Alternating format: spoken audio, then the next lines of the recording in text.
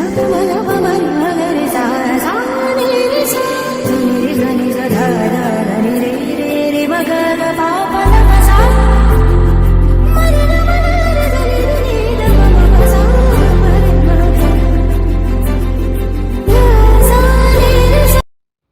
Friends, welcome to my channel. எல்லோரும் எப்படி இருக்கிறீங்க? நாங்களும் ரொம்ப நல்லா இருக்கோம். நீங்களுமே ரொம்ப ரொம்ப ரொம்ப நல்லா இருப்பீங்க அப்படின்னு நினைக்கிறேன். இருக்கணும் நான் ரொம்ப நல்லா இருக்கணும் அப்படிங்கிறதுக்காகவும் வேண்டிக்கிறேன். அப்புறமா பார்த்தீங்கன்னா இன்றைக்கி ஃப்ரைடே மார்னிங் செஞ்ச பூஜை தாங்க நான் வந்து காமிச்சிருக்கிறேன். கிட்டத்தட்ட கொஞ்ச நாளாகவே நான் வந்து இந்த பூஜை எதுவுமே செய்யாமல் இருந்துட்டு சடனாக அந்த ரொட்டீன் வர்றதுக்கு ரொம்பவே சிரமமாக இருக்குது. முன்னாடியெல்லாம் பார்த்தீங்கன்னா நான் வந்து மார்னிங் எந்திரிக்கவே ரொம்ப சீக்கிரமாக எந்திரிச்சிருவேன். மார்கழி மாதம்லாம் பார்த்தீங்கன்னா 3 மணிக்கு எல்லாமே எந்திரிச்சு கோலம்லாம் போட்டு அந்த மாதிரி பிரம்ம முகூர்த்த பூஜை எல்லாமே செஞ்சிட்ருந்தேன் நானே. இப்போ பார்த்தீங்கன்னா எந்திரிக்கிறதுக்கு ரொம்ப சிரமமாக இருக்குது. ஏன்னா கிட்டத்தட்ட 1 மந்த்துக்கிட்டே வந்து வீட்டில் வந்து பூஜை எதுவும் செய்யாமல் இருந்த காரணத்தினால மறுபடியும் அந்த ரொட்டீனை கொண்டு வரதுக்கு ரொம்பவே சிரமமாக இருக்குது. ஃபஸ்ட்டு அன்றைக்கி பார்த்திங்கன்னா வந்து சாட்டர்டே தான் நான் வந்து இந்த 41 நாள் முடிஞ்சதுமே வந்து பூஜை வச்சுருந்தேன். அதுவுமே பார்த்திங்கன்னா கொஞ்சம் லேட்டாகி தான் வச்சுருந்தேன். இன்றைக்குமே பார்த்திங்கன்னா ஃப்ரைடே பூஜையுமே பார்த்திங்கன்னா நான் வந்து எந்திரிக்கிறதுக்கே 6:30 மேலே ஆயிடுச்சு. அப்புறமா மெதுவாக ஒவ்வொன்றா பார்த்து பார்த்து தாங்க நான் பண்ணிகிட்ருந்தேன். கிட்டத்தட்ட விளக்கெல்லாம் வைக்கும்போது பார்த்திங்கன்னா 6:45 7 மணிக்கு எல்லாமே ஆயிடுச்சு. அந்த டைமில் தான் வச்சேன். சரி வைக்கிறத வைக்கிறோம், பதட்டம் இல்லாமல் பொறுமையாக பண்ணலாம் அப்படின்னு சொல்லிட்டு தாங்க பொறுமையாக எல்லாமே ஆர்டர் படி பண்ணிகிட்ருந்தேன். முன்னாடியெல்லாம் பார்த்தீங்கன்னா இந்த வாசல்காலில் வந்து மஞ்சள் பூசுறது எல்லாமே பார்த்தீங்கன்னா இந்த முந்தின நாள் வியாழக்கிழமை நைட்டே வந்து நான் எல்லாமே பூசி வச்சுருவேன். வச்சுட்டு காலையில் நேரமே எந்திரிச்சதுமே கோலத்தை கொஞ்சம் ரொம்ப டெக்கரேஷன் பண்ணி போடுவேன் அப்படிங்கிற காரணத்தினால கோலம் சிம்பிளாக ஆயிடக்கூடாது அப்படின்னு சொல்லிட்டு மோஸ்ட்லி வேலைகளை வந்து முந்தின நாளே வந்து நான் வந்து எல்லாமே ப்ரிப்ரேஷன் பண்ணி வச்சுருவேன். ஆனால் இப்போ வந்து ரொம்பவே சோம்பேறித்தனம் ஆயிடுச்சு அப்படின்னு தான் சொல்லணும். காலையிலுமே எந்திரிக்கிறதுக்கு பார்த்திங்கன்னா ரொம்பவே டயர்டாக இருக்குது. அது மட்டும் இல்லாமல் பார்த்திங்கன்னா பசங்களுக்குமே இப்போ வந்து லீவ் டேஸ்னால் நம்மளோட மைண்ட்லேயே பார்த்தீங்கன்னா ஃபிக்ஸட் ஆயிடுது. நம்ம கொஞ்சம் மெதுவாகவே எந்திரிச்சிக்கலாம் அப்படிங்கிற மாதிரி கொஞ்சம் சோம்பேறித்தனத்தை வர வச்சுக்கிட்டேன். அது இனிமேல் இருக்கக்கூடாது. இனிமேல் வந்து பார்த்திங்கன்னா எப்பவும் போல் 5 மணி அந்த டைமுக்கு எல்லாமே எந்திரிச்சிடணும் அப்படின்னு சொல்லிட்டு நினச்சிட்டு இருக்கிறேன். கண்டிப்பாக எந்திரிச்சிக்கணும் அப்படின்னு நினைக்கிறேன். நானுமே அப்படி பூஸ்டப் பண்ணி எந்திரிச்சிக்கணும். இல்லைனாக்கா மறுபடியும் வந்து ஸ்கூல் டேஸில் வந்து நம்ம வந்து சிரமப்படுற மாதிரி ஆயிரும். அதுவுமே இல்லாமல் எனக்கு வந்து இந்த பூஜைகள் பண்ணுற இந்த நேரங்கள் வந்து தாண்டும்போது ரொம்ப சிரமமாக இருக்குது. நம்ம இந்த டைமிங்குள்ளே இதெல்லாமே முடிச்சிருவோமே, ஏன் இந்த மாதிரி பண்ணிகிட்ருக்கோம் அப்படின்னு சொல்லிட்டு எனக்குள்ளாடியே எனக்கு ஒரு கொஸ்டின் வந்து வந்துகிட்டே இருக்குது. அந்த மாதிரி இருக்கக்கூடாது அப்படின்னு நினைக்கிறேன். அப்புறமா இன்றைக்கி பார்த்தீங்கன்னா வந்து பூ உருளி எல்லாமே டெக்கரேஷன் பண்ணுறதுக்கே அதுக்கு தாங்க மெயினாக டைம் ஆச்சுது. வாசலில் வந்து மஞ்சள் பூசுறது, அப்புறமா பூ உருளியில் வந்து பூ போட்டு வைக்கிறது, கோலம் போடுறது அப்படி இப்படின்னு அதுவே பார்த்தீங்கன்னா நம்ம எந்திரிச்சதுமே ஒரு 1/2 ஹவருக்கு மேலே தான் ஆகுது. அதெல்லாம் வந்து நம்ம வந்து கொஞ்சம் நேரமாகவே எந்திரிச்சிக்கிட்டோம் அப்படின்னாக்கா இந்த வேலை எல்லாமே அதுலேயே முடிஞ்சிடும். அவ்வளோ நேரம் சீக்கிரமாகவே முடிஞ்சிடும். நான் வந்து பார்த்திங்கன்னா பொதுவாகவே வந்து ஃப்ரைடே வந்து கரெக்டாக பார்த்திங்கன்னா வந்து 6 மணிக்கு எல்லாமே விளக்கேற்றுற மாதிரி தான் நான் எல்லாமே ரெடி பண்ணி வச்சுருப்பேன்.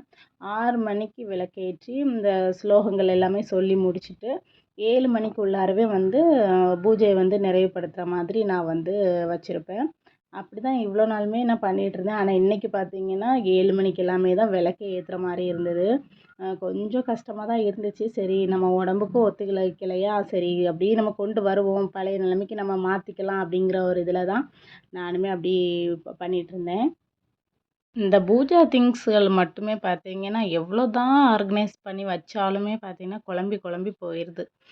அந்த பாக்ஸ் வந்து அதே மாதிரி அந்த ஸ்டோரேஜ் பண்ணி வைக்கிற அந்த ட்ரா பாக்ஸ் வந்து வாங்கி வச்சு ஒரு கிட்டத்தட்ட 1 மந்த்துக்கு மேலவே ஆகுது.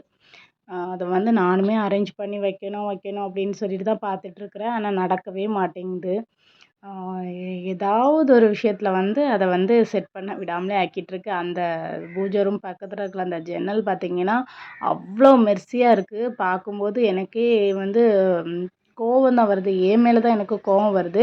முன்னாடிலாம் பார்த்திங்கன்னா நான் அந்த மாதிரிலாம் வச்சுக்க மாட்டேன். எனக்கு இப்போ வந்து ஹெல்த் இஷ்யூஸ்னால நம்ம நம்ம முன்னாடிலாம் எப்படி வச்சுருப்போம், நம்மளால ஏன் இப்போ இந்த மாதிரிலாம் வைக்க முடியல அப்படிங்கிற மாதிரி ரொம்பவே கோவமா தான் இருக்குது. இருந்தாலும் ஹெல்த்தை பார்த்துக்கணும் அப்படின்னு சொல்லும்போது நம்ம உடம்புக்கு கொஞ்சம் ரெஸ்ட்டு கண்டிப்பாக தேவை தான். ஏதாவது இந்த மாதிரி பண்ணி முடிச்ச உடனே உடம்பு வந்து டயர்ட் ஆயிருது. ரெஸ்ட் எடுக்கணும் அப்படிங்கிற மாதிரி தான் மைண்டு சொல்லுது அப்படி தவிர, ஏதாச்சும் நம்ம இது பண்ணுவோம் அப்படிங்கிற மாதிரி இல்ல. முன்னாடிலாம் பார்த்தீங்கன்னா, நான் இழுத்து போட்டு நானே எல்லாம் பண்ணிக்குவேன்.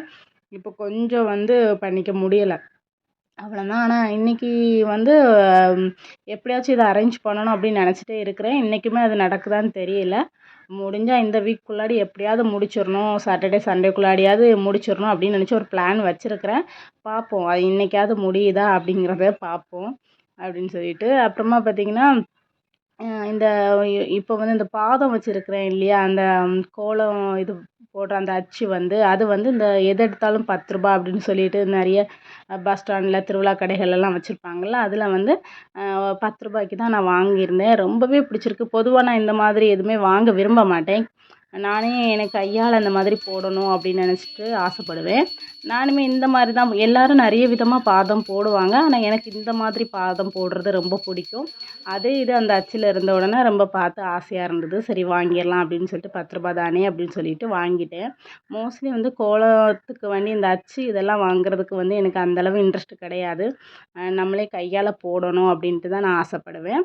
சரி இந்த பாதத்தை பார்க்கும்போது எனக்கு அப்படி ஒரு அட்ராக்டிவாக இருந்தது. சரி வாங்கிடலாம் அப்படின்னு சொல்லிட்டு அதெல்லாம் வாங்கினேன். எப்படி இருக்குது அப்படிங்கிறத சொல்லுங்கள். அப்புறமா பார்த்தீங்கன்னா, தசங்கம் பொடி வந்து நான் வந்து ஒரு ஃப்ளேவரில் இப்போ இதுக்கு முன்னாடி நான் அத வாங்கிட்டு இல்ல அந்த பாக்கெட்டு. முன்னாடி வந்து என்னோட ஹஸ்பண்ட் தான் இந்த மாதிரி மொத்தமா இந்த பூஜா திங்ஸ் எல்லாமே வாங்கி கொண்டு தருவாங்க. இந்த தடவ நான் தான் இது வந்து வாங்கியிருந்தேன். பெரிய பேக்கேஜா இருந்துச்சு. 100 சம்திங் அந்த மாரி தான் இருந்தது. ஆனா ஸ்மெல் பார்த்தீங்கன்னா, நல்லா சூப்பரா இருக்கு. இதுக்கு முன்னாடி வாங்குனதெல்லாம் பார்த்தீங்கன்னா, சின்ன பேக்கெட்டா இருக்கும். ரூ. 75 அந்த மாதிரி இருக்கும். ரொம்பவே கம்மி குவான்டிட்டியா தான் இருக்கும். அது வந்து இந்த அளவுக்கு வந்து ஸ்மெல் வந்து அந்த அழகா இல்ல. அப்புறமா இன்னைக்கு பிரேக்ஃபாஸ்ட்டுக்கு பார்த்தீங்கன்னா, நான் வந்து எல்லா பருப்பு வகைகள், தானிய வகைகள் எல்லாமே நான் வந்து ஊற வச்சிருந்தேன். இந்த ரெசிபி வந்து உங்களுக்கு தேவைப்பட்டது. இதெல்லாம் என்னென்ன ஊற வச்சிருந்தேன் அப்படிங்கிறது உங்களுக்கு தெரியணும் அப்படின்னாக்கா, கமெண்ட்ல கேளுங்க ஃப்ரெண்ட்ஸ். நான் உங்களுக்கு வந்து அத ஒரு தனி ஷார்ட்ஸாவே உங்களுக்கு வந்து ஷேர் பண்றேன். அப்புறமா இன்னைக்கு எங்களுக்கு இதுதாங்க பிரேக்ஃபாஸ்ட்டு. ரொம்பவே டேஸ்டியா இருக்கும். அது மட்டும் இல்லாம பசங்களுக்கு வந்து இது வந்து நம்ம வந்து வீக்லி 2 டைம்ஸ், 3 டைம்ஸ் கூட நம்ம வந்து இது வந்து ரெடி பண்ணி குடுக்கலாம். சில பசங்க பார்த்தீங்கன்னா வந்து இந்த மாரி வந்து ஊற வச்சு குடுத்தாலோ, அவிச்சு குடுத்தாலோ இந்த மாதிரி தானிய வகைகள சாப்பிட்றது கிடையாது. ஆனா எங்க வீட்டு பசங்க அப்படின்லாம் கிடையாது. நான் இந்த மாதிரி குடுத்து நல்லது அப்படின்னு சொன்னா கண்டிப்பா சாப்பிட தான் செய்வாங்க. இருந்தாலுமே ஒரே டைப்பா குடுக்க வேண்டாம் அப்படின்னு சொல்லிட்டு தான் பார்த்தீங்கன்னா, சில நாள் அவிச்சும் குடுப்பேன். சில நாள் ஊற வச்சு குடுத்துருக்கேன். அதுக்கப்புறமா இன்னைக்கு பார்த்தீங்கன்னா, பிரேக்ஃபாஸ்ட்டாட்டு தோசை மாதிரி செஞ்சு குடுத்துருந்தேன். இதுக்கு வந்து பார்த்தீங்கன்னா, தேங்காய் துவையல் தான் நாங்க இன்னைக்கு எடுத்திருந்தோம். அதுவுமே ரொம்ப டேஸ்டியா இருக்கும். இது கொஞ்சம் காரசாரமா இருக்கும். தேங்காய் கூட வச்சு சாப்பிடும்போது, துவையல் கூட வச்சு சாப்பிடும்போது பார்த்தீங்கன்னா, ரொம்பவே டேஸ்டியா இருக்கும். நீங்களுமே ஒருக்கா ட்ரை பண்ணி பாருங்க. ஆனா இதில இந்தந்த தானியங்கள் அப்படின்னு தான் கிடையாது.